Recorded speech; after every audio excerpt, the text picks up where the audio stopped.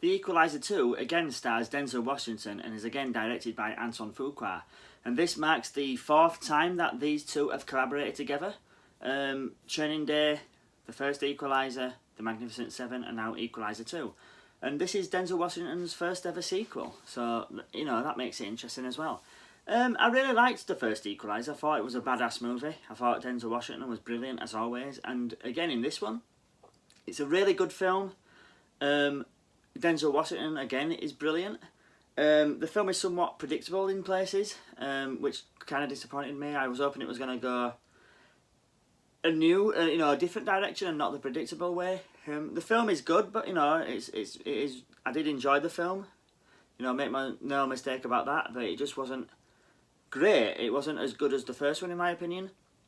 There was some good action, good acting in it. Denzel Washington again is great. Melissa Leo, Bill Pullman, they're back. They're brilliant. Pedro Pascal is a new character. He's good in this. There's a guy in it. I can't remember his name. He lives in Denzel Washington's Robert McCall's block of flats, apartments. He's painting the walls. He's a black kid and he gets caught up in a gang, and I can't remember the actor's name, but he's really good in it anyway.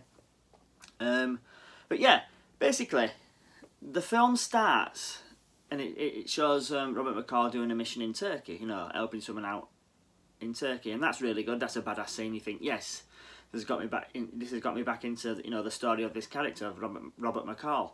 And then it goes into the main plot. It shows you something that happens in Brussels, in the main plot, and then you don't see anything about the main plot for absolutely ages.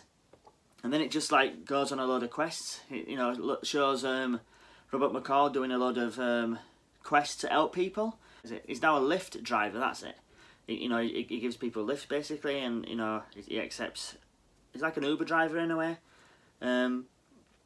Suppose in the UK we don't have Lyft, but it's kind of like an Uber driver. He accepts things on his phone, then he gets ratings and things like that.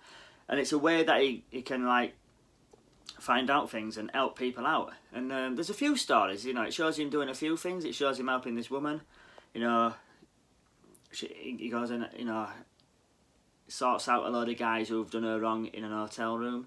There's a part where there's a side mission thing. I was calling it a side mission. It's kind of like when you're on a computer game and you've got the main game. Say like GTA 5, you've got the main game, but then you want to do a lot of side quests, and that's what this film is kind of feels like. There's the main element, there's the main plot, which starts in Brussels, and then you don't see it for ages, and then it's like you go on a load of side quests. It works in games because it keeps it, replayable and everything, but it doesn't really work in films. And like, there's a side quest, a Robert McCall side quest, where he's helping this old guy out to find an old painting from World War II. This story, the acting in it is really good, but it kind of like, I don't really care. I want to see what's happening with the main plot. The one that I do like is the kid from his block of apartments where he's getting caught up in gangs and Robert McCall's trying to pull him out of that. That's good. And then there's the main plot, which involves Melissa Leo, Bill Pullman, Pedro Pascal, and their characters, which is the main plot where the main action is. But you don't get back to that until like halfway through the film. So it's like, where's this film going?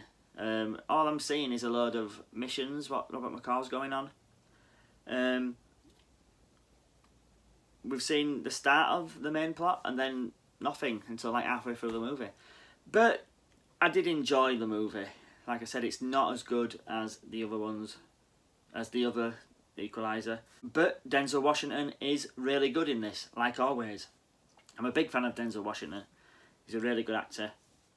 And yeah, I'm happy to see a third Equaliser. I mean, it's not really a film that is really memorable. It's good, but it's not one I'm going to rush out to buy. If it's in like a 5 for 30 HMV offer, then I'll probably get it, because I own the first Equaliser on Blu-ray. But yeah, it's not really one I'm going to rush out to buy when it gets released. But having said that, I did enjoy the movie. The acting was brilliant. The action was pretty good, if not predictable sometimes. Like I said, the plot, it goes down a predictable route, and I was hoping it was going to go down another route, basically. And that's my only letdown with the film. Well, apart from the side mission thing, which I've had a big rant about that now, so know more about that. But yeah, so I'm going to give this a rating of B+. Yeah, let me know down below, guys, what do you think of the Equaliser 2? What is your favourite Denzel Washington movie? Now, it's hard for me to decide, to be honest. I really love Man on Fire, Crimson Tide's brilliant, Philadelphia. I really like Fallen, that is a good one. And The Bone Collector, that's another one. I like that kind of era. But yeah, let me know down below, guys, in the comment section.